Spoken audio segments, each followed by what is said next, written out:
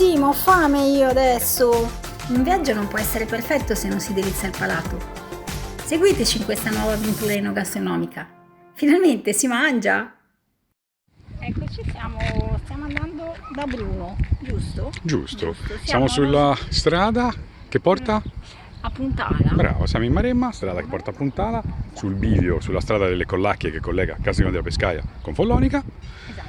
E andiamo a mangiare a questo ristorante da Bruno, che è un'istituzione della zona perché da 40 anni che è qua.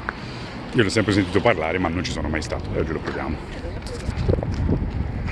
Fresco, sotto la veranda, ventilatori, menù del giorno. Consigliato.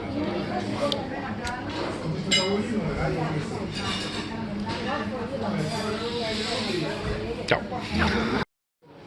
Con un antipastino di mare misto per due, che direi sembra essere molto invitante, no? Assolutamente sì. Insalata di polpo, varie eventuali, e poi dopo ci porta Il sauté di cozze e vongole? yes. Sauté di cozze e vongole. Buona.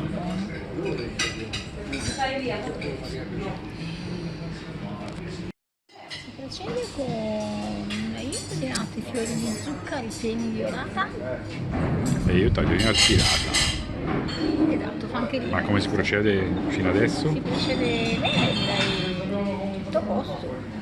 Antipasto buono, Molto buono. quantità ottima, qualità ottima, Servizio buono, direi. prodotti tradizionali, cucina tradizionale, ma va bene anche così, giusto? Come dicevamo, adesso abbiamo Abbiamo i fiori di zucca, ripieni di orata e i tuoi spaghetti tagliolini al pirata.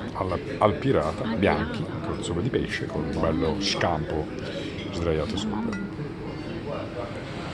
Buon appetito! Ci diamo una bella frittolina di pesce, vista? E frizzantino, Che sto andando. Buona, buona. buona, buona, buona. Quanto secondo te, spesato, spesso, spanso, Fammi fare speso? Intanto noi lo vediamo, mentre lei fa il conto, vediamo, lo vedete qua, ok? Vediamo se ci azzecca. 93, Quasi, 10 euro meno, 83, 2. 82. È poco allora. Buono. Almeno sapete che vi dico. Approvato da Levio. Che